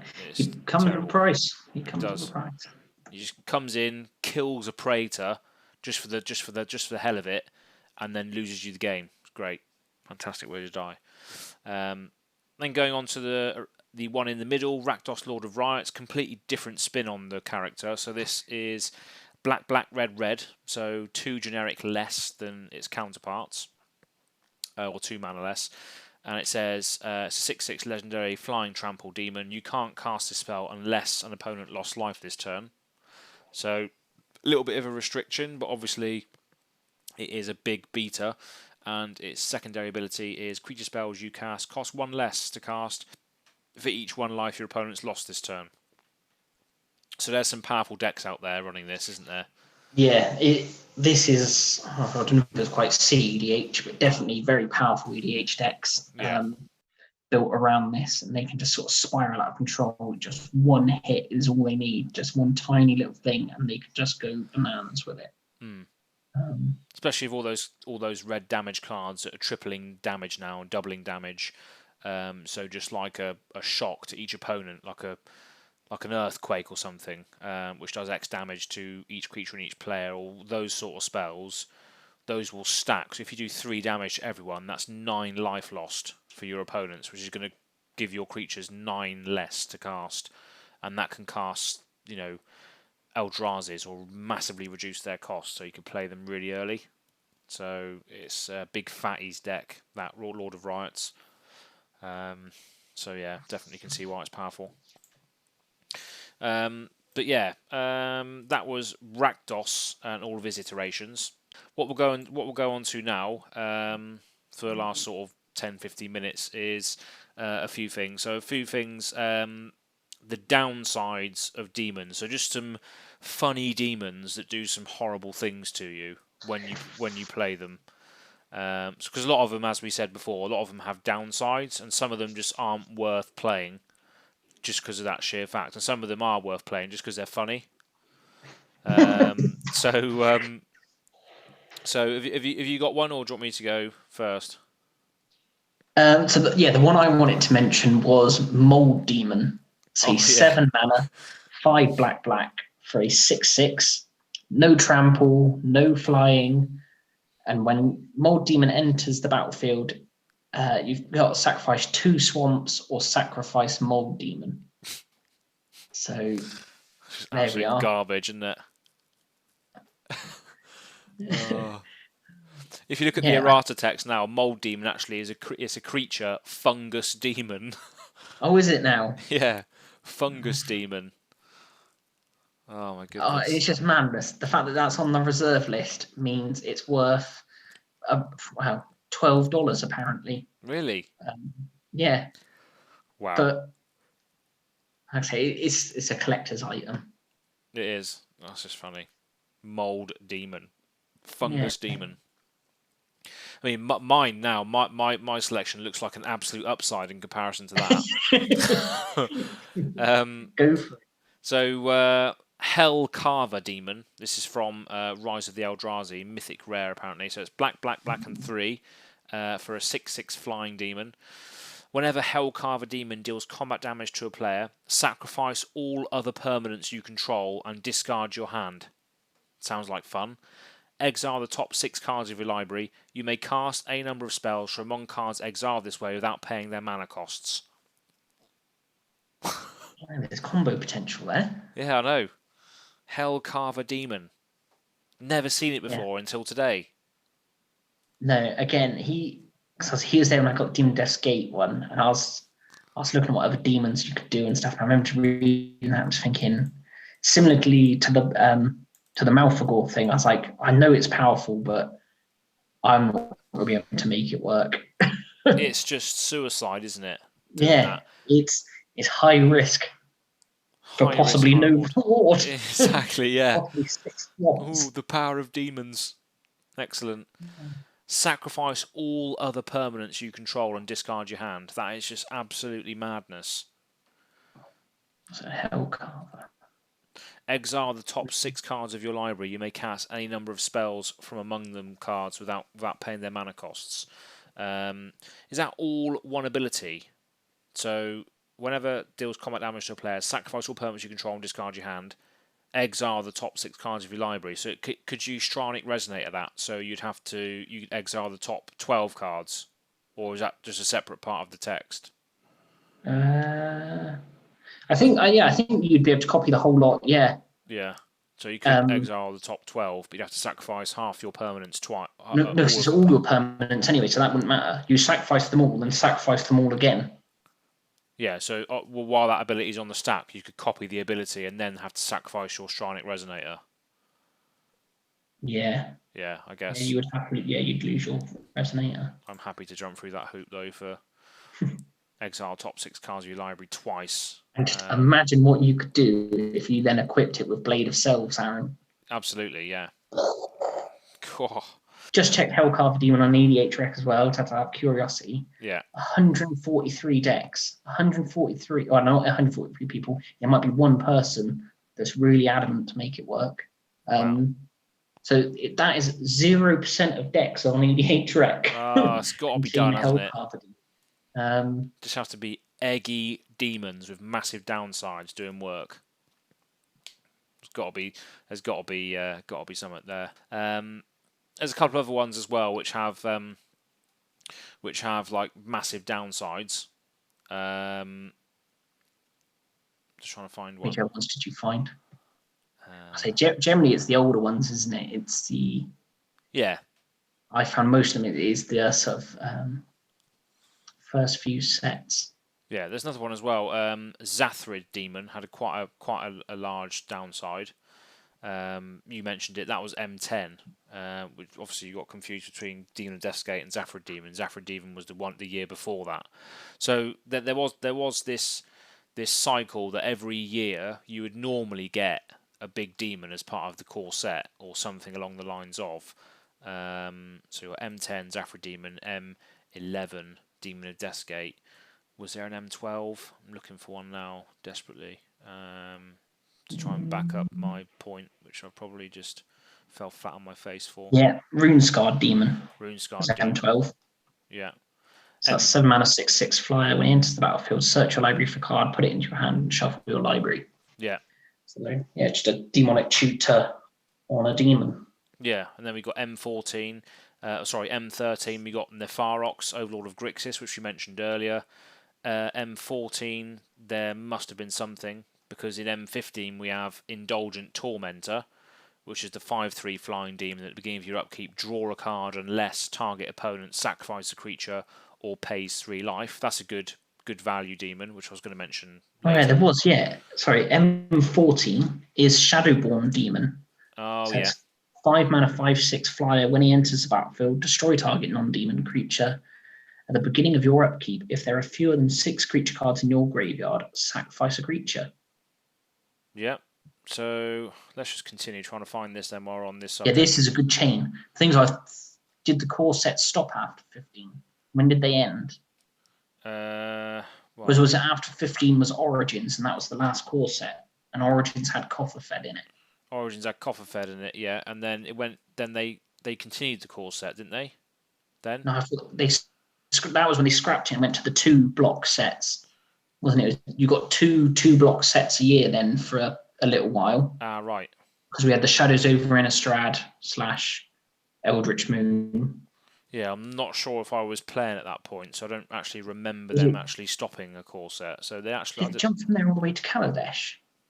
If not, like I said, there is a bit of a jump there. There's no demons printed, or very few demons printed there then for a while. Yeah, I mean, and the whole return back to Innistrad, known demon plane, only had 2 demons printed. One of them being Westvale Abbey, which is actually a land that turns into a demon. Yeah, so no, we took a bit of a gap there. Oh. And like I say, after that nice long run of sort of seeing all like a good few demons every sort of set, seemed to be like sort of at least a couple a year. Yeah. So in the speckled through there, we've got Ravnica and Theros, which both provided a good, and the original Innistrad, which all provided a good amount of demons. Yeah. Then it looks like we went through a bit of a dry spell. But yeah, before that happened, we were getting them every year in the core set. Yeah. And we still sort of are, I guess. Yeah, I guess so. That because was Dominaria in the core set slot or not? No, I don't think it was. I think I've made that up. I'm not sure if it was. No, I'm not sure. But there is M19. There is M20. Yeah. There is M21. But this Gormand is weak. It is, yeah. I understand now why Gormand has really let you down there, Aaron. Yeah. To be honest, if I'd noticed pattern before, I'd have been outraged. Absolutely, yeah. I mean, it's been a bit weak, apart from last year with Vilis, Broker of Blood. The year before that was Demon of Catastrophes, which is garbage. Well, this is. I don't know. It works well in standard. I understand it's rubbish for Commander, but. Yeah, well, I mean, it's still sort of filled that Abyssal Persecutor slot. It's a 6/6 flying trample for 4 mana, black and 2 again, same as Abyssal Persecutor. As additional cost to cast it, sacrifice a creature. I mean, that's just, if you look at Gormand now and look at Demon of Catastrophes, Gormand is just so much worse, and it's now an uncommon as well. It's just like they're really running out of that many ideas that they had to try and copy Demon of Catastrophes a little bit. I'm trying to think what big black creatures that sort of are in standard and around that they might have been scared to print too many. Maybe they didn't want to have to print an extra big black one, but yeah. Was there's Massacre Worm they've just print. Oh yeah, that was a big one, yeah. Yeah, I'm trying to think what was still sort of. Well, I guess it might be what's coming up in standard. As we sort of allude to earlier, that Zendikar, for being a set that doesn't really seem to be very demonic, like it's not one of the ones when you're thinking of demon sets, you wouldn't immediately jump away at Zendikar. But there's been some great demons printed in the Zendikar sets over the years. So maybe going back there, we're going to find out why there's so many good demons there, and maybe there was going to be a little horde for its next set. Hopefully, yeah. I mean, Hellcarver Demon, for instance, was one of the Zendikar ones that was on Zendikar. Yeah, but so was Abyssal Persecutor. Abyssal Persecutor was on there as well, yeah. So there are good ones. Don't say it as if they're only bad. Obnixilis was on there. He was good. He was good, yeah. And another demon. This a good way of segueing into this last section now is other big value demons and some of our favourite ones, and some of them that just do so much work. One of them is a Zendikar demon. It's Pestilence Demon. One of my favourite ones. So this is a huge demon. So it's a 7/6. 7/6, obviously flying. It costs black, and 5, so 8 CMC. First appeared in Rise of the Eldrazi and Commander 2014, but then it was also in the dual decks Nissa versus Obnixilis as well. That's one of the decks I got. Nissa versus Obnixilis had a lot of these demons in. But yeah, it had pay 1 black, and then Pestilence Demon deals 1 damage to each creature and each player. So it's a good way of selective board wiping everything, and then just dealing direct damage in black for 1 swamp. So that's one of my favourite ones, Pestilence Demon, and they're apparently en masse in Zendikar.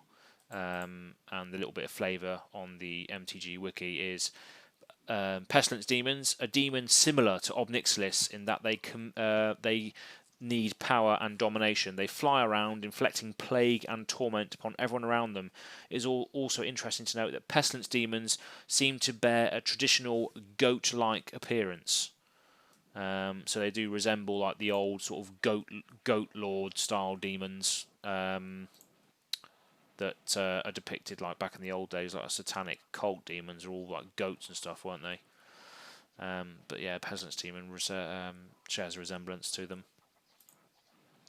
But that's one of the big value demons. Have you got any big value demons that you like?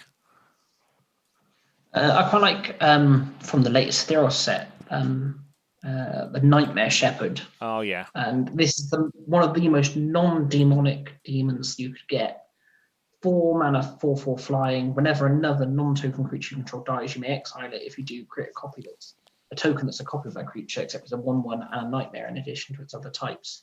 Like I said, just a good value engine. You can just have your creatures sort of coming back again and again and again. Well, not again and again because they're exiled, but definitely you get stuff on repeat, and there's some nifty little things you can do. Well, yeah, I mean, it's sort of protecting your key creatures. If your key creatures have a special ability on them, you're still retaining that special ability. They're just a depowered version of their original selves, aren't they? They're just a shade of their original selves, but they still have the ability. So, for instance, if you had a load of demons out, and if you had a Nightmare Shepherd and a Archfiend of Depravity, and they all died because of a board wipe, that Archfiend Depravity would still come back as a 1/1 version of itself that would still have, at the beginning of each opponent's end step, that player chooses up to 2 creatures they control, then sacrifices the rest. So you'd still have that ability on that copy, wouldn't you? Because it's just a copy of its original self. Yeah, it is obviously very good. It means so if something needs to be removed, it needs to be removed twice. Yeah, it's like sort of Undying sort of style, isn't it? Almost. Yeah. But or just a very good board wipe protector. Yeah, exactly. Which you don't really get much of in mono black, or if you're playing, don't really get that. No, not unless you're sort of getting a mass reanimation sort of thing going. Yeah. Yeah, I'll go into that one quickly because that one's a big value one. Archfiend Depravity. So that's a 5/4 flying demon, costs black and 3. At the beginning of each opponent's end step, that player chooses up to 2 creatures they control, then sacrifices the rest. So great card for just curbing massive board states. And obviously your opponents will pick their 2 best creatures to stay, but still you're dictating the board state, which is good if you're only running a few demons because they cost a lot of mana to keep out. So yeah, it's a great card, Archfiend Depravity. Another Archfiend I want to mention as well, just while I'm on the subject of, is Archfiend Despair from Battlebond. So this card spiked in value back in the day. I'm not sure what it's like now. I think it is still holding its value quite well, but I picked it up for £3 and now it's like 10-15, so absolute MTG lottery. But this is a 6/6 flying demon, obviously. Costs 2 black and 6 others. Your opponents can't gain life while the Archfiend is out. And then at the beginning of each end step, each opponent loses life equal to that life the player lost this turn already. So that's pretty devastating. Yeah, very, very powerful. The fact that it's every end step, not just their own end step. Yeah. Or your end step. Just every turn, just make sure everyone gets a little bit dead, a little bit quick. Yeah. If you combine this with like Rakdos decks where you're group slugging everybody and then doubling damage, tripling damage, you drop this guy or this guy's already out, it's going to be bad news for everybody. Another high value demon that I like is Bloodgift Demon. So it's basically a Phyrexian Arena on a creature.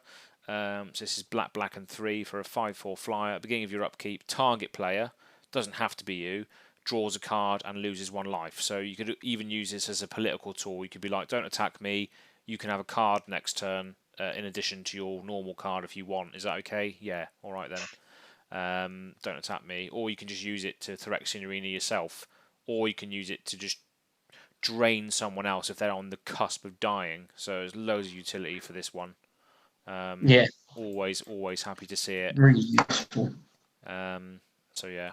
Another one which you've mentioned to me before, which you liked, Demon of Dark Schemes. Oh yeah, Part of Aether Revolt, I from think. Kaladesh. Oh, Kaladesh, that's it. Yeah. So yeah, I had a nice little mono black Panharmonicon deck in standard with this one. Yeah. Just to sort of double the -2/-2 counter. But then yeah, the fact that you can pay 3 and 4 energy to get a creature back from any graveyard onto the battlefield. Yeah, I just found it just really good fun. Just really enjoyed that deck. Moderate success, nothing special, but good fun. Yeah, really good in Commander as well, because it's mini board wipe, and then obviously it's a reanimate anybody's graveyard onto the battlefield under your control. You have to have the energy to pay for it, so you're going to have to hope that creatures are dying in order to get that. But in mono black demon deck, you're going to have a lot of stuff dying, like my Katophrid, whatever you want to call it, Liliana's first demon. There's always a lot of death going around because you want things to die to draw the card and lose a life. So Demon of Dark Schemes definitely works in that. Some other demons down here, Doom Whisperer. Great value, black and 3 for a Nightmare Demon, 6/6 flying trample with pay 2 life, surveil 2. So that's a great way of just paying your own life to just look at the top cards of your library. If you want them, great, you can just reorder them. If not, you can chuck them away and do it again. You can just keep doing this until you find your answer or whatever you need to deal with the situation that you're in at the cost of life, which is nice.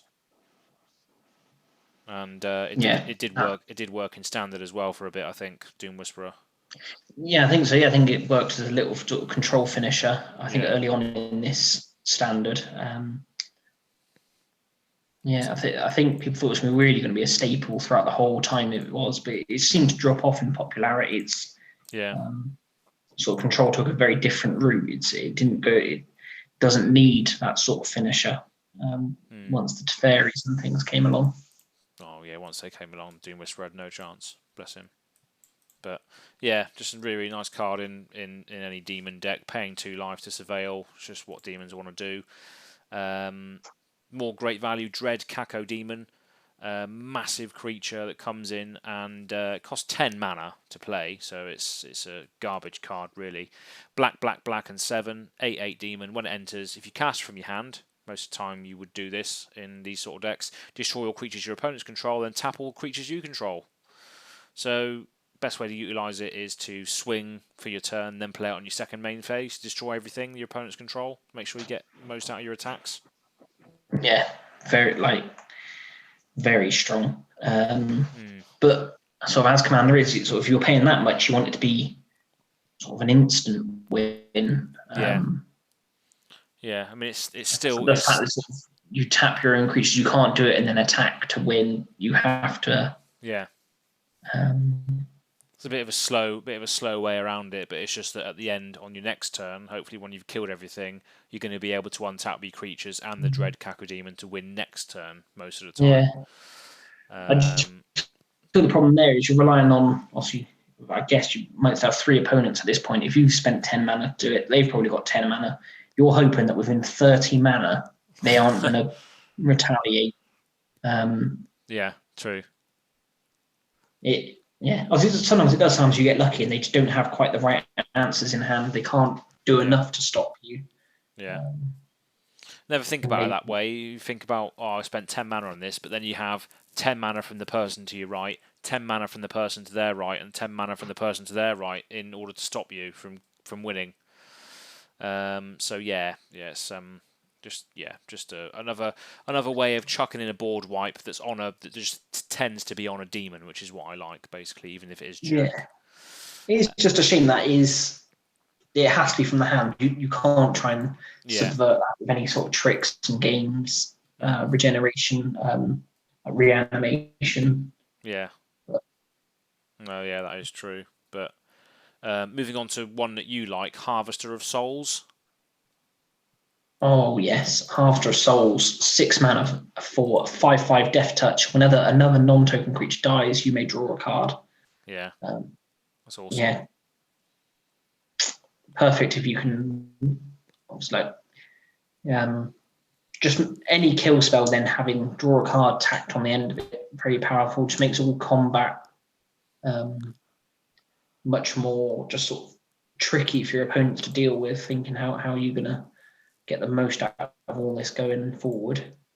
Oh, that's great. Yeah, the Harvester of Souls is basically Kothafed as a creature. So whenever another non-token creature dies, you may draw a card. Kothafed says whenever a permanent owned by another player is put into a graveyard, you draw a card and lose a life. So it's basically the same sort of thing. Yeah, without life loss. Yeah, exactly. Yeah. So all of your kill spells, all of your removal will turn into a card afterwards, which is why I like it, because you can deal with people's board states, whether you're board wiping or single target removing, but then you're getting a card to replace the card you've just used for that removal, which is why I really like it. Another card that appears in that Kothafed deck is Havoc Demon. This is a 5/5 flyer, costs 2 black and 5 others. When it dies, all creatures get -5/-5 till end of turn. So Kothafed will still be standing after this -5/-5, and you'd have probably drawn about 10 cards and lost 10 life. Yeah. After this resolves, -5/-5. Just another great way of board wiping, but it is attached to a demonic body, which is great if you're trying to fulfill Liliana's contract WinCon also. So yeah, that's the aim that I have. I either kill people with flying demons or fulfill the contract. So I'm just trying to be Liliana basically. Seen you in the wig. Hey? I was going to say, I said I've seen you in that wig, but then again, your old hair. Oh, absolutely, yeah. Flash of a picture now. Yeah. You could have passed for a young Liliana. I reckon I could have done, yeah. Back in the day, yeah. It is growing again now. This lockdown hair is getting a bit long now. So much to the missus' despair, but there you go. A couple more big value ones I want to talk about before we close off. This is a instant threat straight away. Lord of the Void. You've seen this one come out a few times. Indeed. Give him a read. Lord of the Void. So 7/7 flying demon, costs 7, black, and 4. Whenever it deals combat damage to a player, most of the time it will because it's got flying and there's going to be someone that you can deal damage to. Exile the top 7 cards of that player's library, then put a creature card from among them onto the battlefield under your control. That's just outrageous. So yeah. You normally want to target the player who's who you know in your group or in your meta, or whoever's commander looks the most creature based. You want to be targeting them really, just to make sure you hit a big massive creature off the top of this. But yeah, just an awesome card. One of my favourite arts of any demons as well, because it looks like he's commanding a legion of minds that he's influenced, and it's very sort of alien, otherworldly looking as well. It's not like a... Yeah, I don't really know what them creatures are meant to be, because that's set on Ravnica. I'm not really sure. I don't know if they're Golgari, the bugs at the front, and then there's a few sort of gruel beasts. Some sort of big Demir snake flying through the air at the back. Yeah, that's what I like about it, because it's like otherworldly. It's not like fantasy. It's like it's like Warhammer 40k looking. Almost. Yeah, it does look that sort of thing. But yeah, I just love the artwork on that, because you can see that he's obviously, it's alluding to his ability of putting one of those under the battlefield under your control, and they're all following him, and he's like raising his sword, like follow me sort of thing. So it's just awesome. Lord of the Void. Keep going through these, but might as well. Master of Cruelties is another massive threat in black and red Rakdos Malfagor style decks, and he is in the aforementioned Malfagor deck. I've said that probably 6 times now. Master of Cruelties. Do you want to read this one out? So yeah, he's a 5 mana, 3 red black for a 1/4 with first strike and death touch, and he can only attack alone. Yeah. Whenever he attacks a player and isn't blocked, that player's life total becomes 1. Master of Cruelties assigns no combat damage this turn. So it's funny. Obviously not instant kill, but if you follow that with any damage, they're dead. And then the first strike death touch means he will kill whatever blocks it all the time. Yeah. And that's obviously it's got indestructible. But yeah, give this something that gives him unblockable. You can obviously pair it with any sort of spell, and it's damaging, and you've won. Oh, he's amazing. Yeah, I had I actually won one. No, I didn't win. I lost, but I killed 2 players with with this card and not Fevered Visions. Oh, what's it called? Spiteful Visions. So Spiteful Visions Oh yeah, basically makes your opponent draw a card extra each turn. Well, it makes everyone draw an extra card each turn, but whenever anyone draws a card, it deals 1 damage to them. yeah.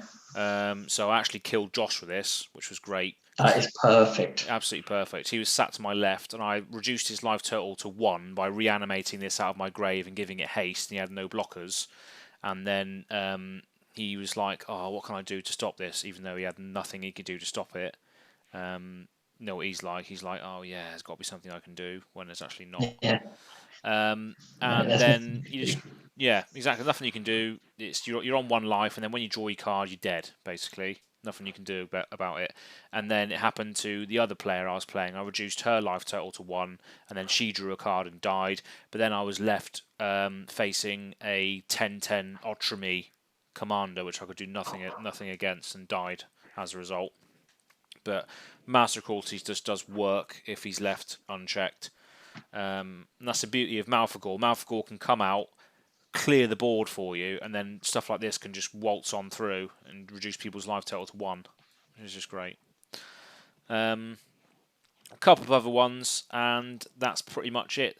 There's another Ob Nixilis card which we didn't mention. I'm not sure which time frame this is from, because obviously he was a human, then he was a demon. He lost his wings on Zendikar, but this one's Ob Nixilis Unshackled. So this is a legendary creature demon. Is a 4/4 flying trample, so a little bit less than the normal, but he's cost black and 4. Whenever an opponent searches their library, that player sacrifices a creature and loses 10 life. So that really curbs like your fetch lands. So if you search library for a land after cracking a land, you're going to lose 10 life and sack a creature. Or if you tutor, or if you do any of those horrible things in Commander where you search your library for a card, like Gamble, search library for a card for 1 mana, put it into your hand, discard a card at random, you're going to have to sacrifice a creature and lose 10 life for doing that. Thank you. And then whenever another creature... Yeah, so it just... It's very powerful. Punishes those players that just use a lot of tutors, which is just boring in my opinion. All those, tutoring for those same cards over and over again is just not my idea of fun. It's all about drawing into those cards rather than tutoring for them, in my opinion. I think I remember you saying as well that you don't really like tutors that much. No, yeah, I'm on the same boat as you. Yeah, I understand sort of why the tutor. It does enable more decks, but I feel too often people aren't building like a proper control deck, but they do always get the same 4 or 5 cards to make their deck do the exact same thing. Yeah, it's just boring. Yeah, just seeing the same deck with the same cards over and over again. It's just like, come on. Yeah. That's why I like card draw so much, because you're drawing loads and loads of cool cards and answers, but you're not drawing the precise one you need for the precise moment. You're just drawing loads of cards, which is my idea of fun. And then whenever another creature dies, put a +1/+1 counter on Ob Nixilis Unshackled. So works with Kothafed in the sense that you want to kill creatures, you want to deal death around the table, and he gets bigger as that happens. Reaper from the Abyss. This is a good one. You got that one in front of you? No, not at the moment. You give it a go. Reaper from the Abyss, yeah. So this is black, and 3 for a 6/6 demon with flying, and it has Morbid. So this was introduced, Shadows over Innistrad, a keyword we haven't really seen since then. So at the beginning of each end step, if a creature died this turn, destroy target non-demon creature. So that's really good. Yeah, very effective. Just take down the biggest threat each time. Yeah, so a creature is going to be dying on each turn in sort of decks like this, which are running Reapers and stuff. So you're going to get that trigger every turn, basically, to destroy target non-demon creature. That's not going to be one of yours either, by the sounds of it. If you're listening to this podcast, you're not going to be running non-demons. I don't think. And another board wipe attached to a demon body, which is great for fulfilling Liliana's contract, Reaver Demon. This was originally from Mirrodin when it first came out. I remember getting it in Mirrodin. Actually, that's probably the first demon I ever got, Reaver Demon, Mirrodin. American. Might have been, yeah. But you've got that one in front of you? Yeah, one second. I did just have it and I moved away from it. Reaver Demon. Reaver Demon. So yeah, 4 black, flying 6/6. When it comes into play, if you played it from your hand, destroy all non-artifact, non-black creatures. They can't be regenerated. Yeah. Powerful. But yeah, non-artifacts. I guess you could do it. Just trying what that does leave behind for most people, something of sort of their little mana rock, any mere sort of things. Yeah, but good. Pretty decent. It will get rid of 2 out of 4 board states. Definitely. It will definitely take something down. Definitely take someone out, and again, it's just another body which comes in, destroys things, and helps you fulfill Liliana's contract if you're playing with demons. And the last one I want to mention is, to wrap up, is another one from. It's not actually another one from. It's the only one of Commander 2018, and that is Sower of Discord. I got it confused with Archfiend of Despair. I thought it was a battle bond creature, but it's not. I don't think. What is it? Is it or not? No, it just says expansion Commander 2018. Maybe it's not then. So it's a 6/6 flying demon. It costs 2 black and 4 others. As it enters the battlefield, choose 2 players. Whenever damage is dealt to one of the chosen players, the other chosen player also loses that much life. So that's just fun. Yeah. You can tie 2 players together, so they can't really attack each other because they'll lose life whenever they do so.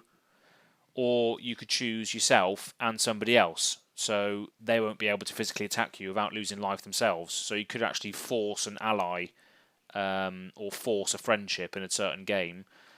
You want to be doing this to someone who's got less life than you, so if they attack you, you will survive before they die, sort of thing. Yeah. So really interesting card. It's actually just sat around in my collection because I don't have anywhere to put it. It's hard to put it anywhere. It's just a 6/6 flyer, but it's just a funny ability I've never really been able to use. But I just thought it was worth a mention because it's just something we haven't seen before. Choose 2 players. So yeah, just another. Yeah, it's really useful. So who knows? Might see that. Strong politics. Strong politics card, yeah. Elberus the Binding Blade. Why have we not mentioned that yet? Go on, read it out. Yeah, so Elberus the Binding Blade. This is 7 mana artifact. Legendary artifact equipment.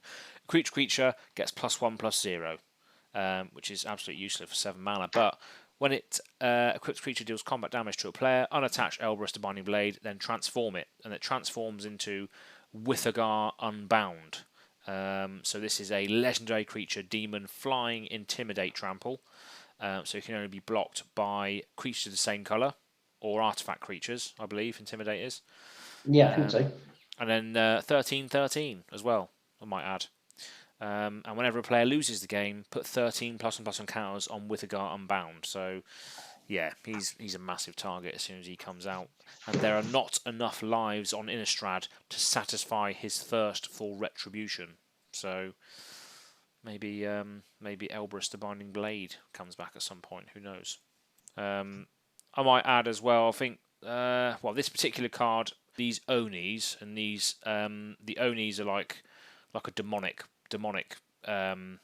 creature in like sort of Japanese folklore. The Onis and demon spirits and stuff. They came from Kamigawa. So there's a few good Kamigawa sort of spirit demons, which I'll mention my favourite Kamigawa spirit demon. And if you've got another one on the list somewhere, you can mention that as well. But my favourite one from the Kamigawa set was Saizan, Perverter of Truth.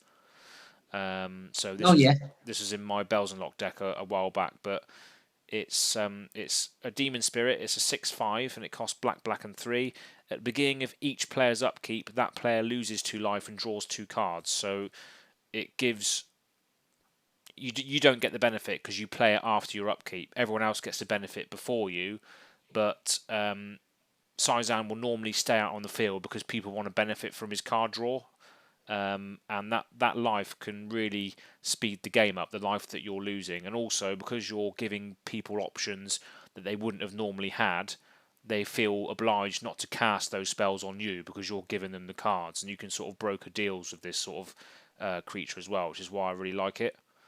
And it can just give you loads of value from over the game. You can just don't worry about it. Just leave Syzan there. He's just drawing us all cards. He's not doing anyone any harm. I'm not going to attack with it because I don't want to lose it.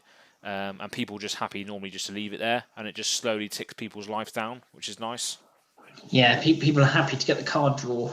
And a 6/5 can still be relevant as well later on if needed. Yeah, definitely. Yeah. So yeah, that's one of my favourites from the Kamigawa set, from following on from the Oni. But is there any other sort of spirit Onis or anything that you like from Kamigawa?